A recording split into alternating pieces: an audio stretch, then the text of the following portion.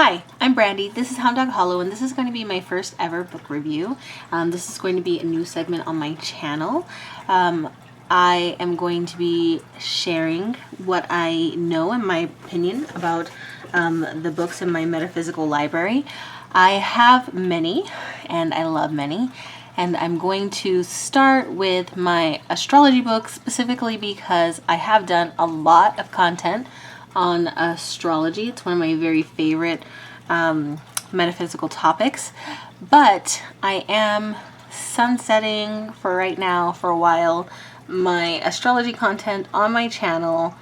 It'll still be available. I'm just not going to really be making more of it for a while because I want to expand and focus on different things. So I have 3 more astrology lives coming up. I will have the content on my webpage as well, which is hounddoghollow.com. And I am going to be sharing my opinion about these books that I have. So I started with this book just because, number one, it's the oldest book that I have on astrology in 2 ways. Number one, I bought this book when I was 19 years old. And not this particular copy, because as you can see by how beat up this one is, I'm rough on books. And maybe it's not just me, it might be my animals and my child, but I digress. So this is the only astrology book you'll ever need by Joanna Martine Woolfolk. It was originally published in 1982. And while I do love it and it is full of information, it is a misnomer because this was by no means enough of an astrology book to help me really grasp astrology, but it is very good at what it does. And let me show you some of the content. So it has a very large section on sun sign astrology, which is a really appropriate place to start because most people know their sun sign. So it does go into a little bit of the basics, which is the dualities, the triplicities, which is like the 4 elements, the quadruplicities, which is cardinal, mutable, and fixed. Cardinal, fixed, and mutable. Lord. The polarities, which is the opposites. So that is good. And then it goes into each astrological sign. There's kind of like a cheat sheet here with the dates, the duality, the triplicity, the quadruplicity, what it's ruled by, its symbol, the glyph, which is its physical symbol, the dominant keyword, polarity, and it talks a little bit about that. The part of the body ruled by Aries, its lucky days, lucky numbers, magical birthstones, special colors, special cities, countries, flowers, trees, metal, animals, and things to be particularly cautious of. Your most likable trait. And then it just goes into like just a description about the sign. And it does this for each and every sign. And it shows like famous people who also had your sign. It does that for all of the signs. All of the sun signs, right? So then it has a segment about, love and compatibility for sun signs. And so like if you're Aries, or if you want to be with an Aries woman, or if you want to be with an Aries man, and how to attract, so Aries man, and how to attract Aries. So in that way, it's a little bit dated because we're not talking about like how fluid gender is now known to be and so on and so forth, but still good information. You still may want to attract a man or a woman. So there's still that. And then it goes into each combination, right? Aries and Aries, Aries and Taurus, and so on and so on and so on. And then it does that for each sign.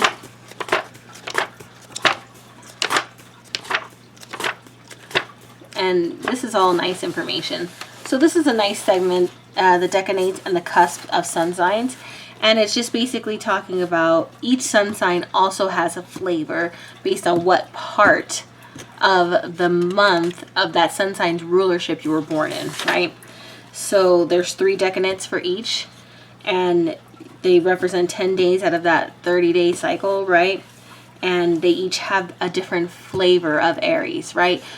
Let's say Aries is chocolate candy, and maybe you have a dark, a light, and a milk. Or maybe they're all milk chocolate, but maybe you have milk chocolate and nuts, and milk chocolate and crackles, and so on and so forth. It's just like different flavorings based on the decadent.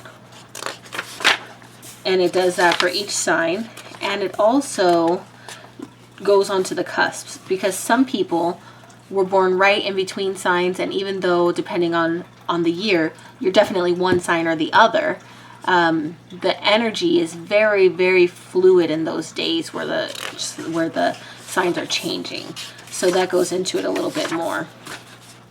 She also talks about astrology and your health, and this is of course the sun sign and your health, because as you may know, astrology is considered each zodiac sign and planet and house, everything. The idea is that each of these represent also a part of your body, a rulership. And so it's just talking briefly about the planets in your body, astrology and diet, astrology and your erogenous zones. Okay, and so that's going to be the format. So it's going to say Aries, the part of the body's ruled, diet and health tips for Aries, Aries erogenous zones. Does that mean that your only erogenous zones are the nerve endings in your face and head? No, but you know, it's just an interesting aspect of astrology that she's touching on here. So the less well-known influences, this is when we get into your moon sign, your Mercury, your so on, and that is very important, because obviously everybody knows their sun sign, but most people don't know the rest of them.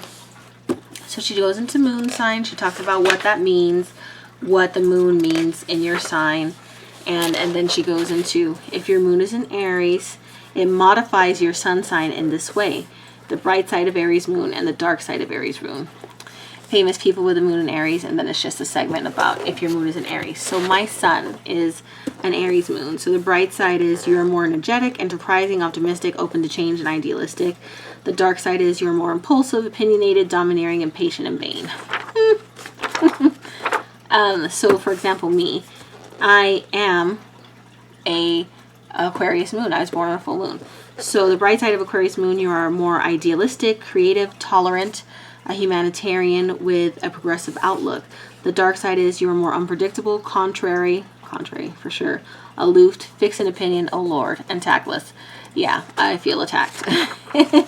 So then we get into the ascendant, right? So your rising sign is another thing, and it talks about what that is, and you know how to find it, which basically you're going to need your time of birth. And then it talks about Aries as an ascendant and Taurus as an ascendant, and so on and so forth. And of course, my ascendant is Pisces.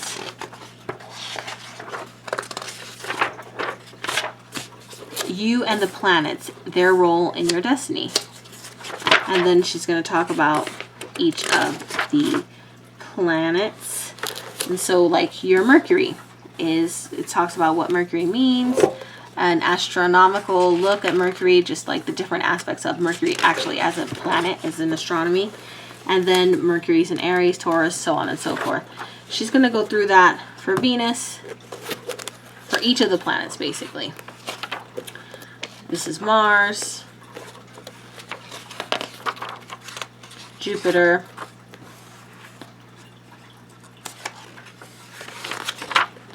and Saturn, Uranus,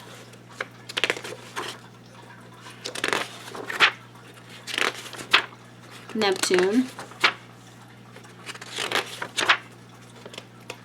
in each of the signs. Although these, we're getting into Uranus, Neptune, and Pluto, we're really into generational signs because they're in one astrological sign for a longer amount of time.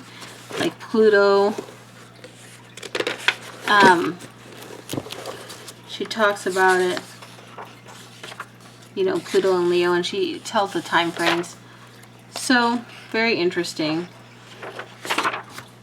understanding astrology is the third part, and then it goes into the houses and what each of the houses means and what each of the houses represents, and you know how the houses are ruled. They have wheels. You know, if you go onto several different websites, they will tell you your astrology for free, and it will have like a circle with 12 segments and different symbols for planets all over the place. And this is just one way to look at it, just saying like, how are your planets spaced out? Are they alternating? Are they next to each other? Do you have more in one segment? So that's going to be covered. But this is, so I misspoke. So this is like the angular houses, saying that the first house is self and personality. These make the angles, and so they have to do with each other. The succeeding houses are different angles, and the cadent houses. And then these are the houses of life, houses of relationship, houses of wealth, houses of endings. And then she goes further into each house and what it means to have a planet in that house by planet. So that's also a different look, very helpful. The reason why this is not the only astrology book you'll ever need is, number one, I need a natal chart. So I need a natal chart, but also it didn't help me really understand like the context of my natal chart. So once I knew where everything was, I could look up and be like, this is like a personalized horoscope for my exact placements, but I didn't know how to get the placements until much later. So this is where I'm talking about. So this is a birth chart, and she does explain it, but I just, you know, sometimes people don't say things in a way you'll understand, so it's important to get lots of different resources, and I've said that ad nauseum. Get lots of different resources, because somebody's going to speak in a way that you understand, or that different information stands out to you. She does a sample chart on Oprah Winfrey and just goes in deep about what everything means and how you would interpret it. So, and then she just does other things that you can look for, like, is your chart, how many planets do you have in fire, earth, air, and water? Are you heavy on this? Are you heavy on the cardinal, fixed, or mutable? Are you, so this is what I was talking about, how the spreading out chart, it was actually this section. So are they evenly spread? Are they spread all around? There's different types. This one's the splash display. That's more of an advanced. So like the bundle, all are segmented in one area. The locomotive, it's like, it's spread out a little more. One side, the bucket, the seesaw, just different things. I don't know if people really talk about that anymore, but so this talks about like where the strength is in your horoscope. So the hemispheres, and then the so the eastern and the western hemispheres, and the northern and the southern hemispheres, and what those mean for you, and then the quadrants. Just lots of layers that you can add on. Then it talks about, gets more into your PowerPoint. So like we always have the ascendant, which is your rising sign, right? The opposite of that is the descendant. Then you have the nadir, and you have the midheaven, and it tells you what all of those things mean and where they are on your chart. Have you any planets in their dominion? Meaning, like, do you have Mars in the sign of Aries? Because Aries is ruled by Mars, which would be more strength. And then mutual reception is like when basically, so you have one that's like the ruler of the sign, exalted in the sign, the fall of the sign, and the just like not doing well in the sign. So 2 strongs and 2 weaks in any given sign, and do you have those relationships happening? Then it goes into, you know, the head and the tail of the dragon, which is your north node and your south node, and what those mean, where they are. And aspects, which is even deeper. So just talking about conjunction, trines, oppositions, sextiles, and squares, and the angles between different planets in your chart, which is pretty advanced. So she does cover a ton of topics. Like if you have aspects between the sun and these different planets, and which ones are considered favorable and which ones are considered adverse. And so, for example, my sun and my moon are conjunction, meaning they are, no, not conjunction, they're oppositions because it's a full moon. And she talks about which ones are favorable and which ones are adverse. So mine were opposite.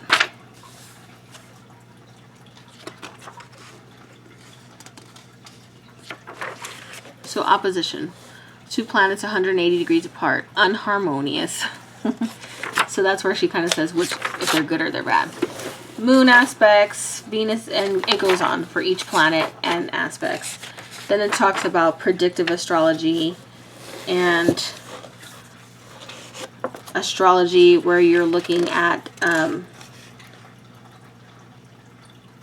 relationships, synastry for lovers, and basically legends, history, legends. It just goes really, it does have, this book has a wealth of information. I highly recommend it to you. The only issue that I really have about it is that I don't think it's the only one you'll ever need, obviously, because I couldn't get all the information that I needed out of it. But as I've grown, I understand all the concepts being talked about here. Going back, it's very, very thorough and very good. I just didn't understand it when I was a brand new person at astrology. And then it has explanation of different terms. So like that's very helpful as well. And it has actual physical tables, so you could try to do some charts, but I prefer to just get my information from the internet. And then it has references. But I highly recommend this book. I have used this book a lot. It's very helpful. Lots of good reading, lots of good information. Not very dated, even though it's from 1982, so before, it's older than I am. Very good information. I recommend this to you. I don't recommend this as the only book, but I do, and not even as a 101 book. I don't think this book functions extremely well as a straight up beginner. You're just like reading your horoscope on the newspaper and then you really want to learn more about it. I wouldn't suggest this as the first book unless you're smarter than me, and you totally might be, so it might be awesome. But for me, it didn't work that way. I needed a very more basic 101 book first, and then I really excelled. This book is still very 101, but I would say it's more of an intermediate. So a deeper dive. It's 101 in the topic of astrology, assuming that you already have the basic knowledge of astrology. There, that's how I'm going to leave it. I love you guys so much. Please like, comment, and subscribe. I hope you like this new content. Please let me know in the comments below. Bye.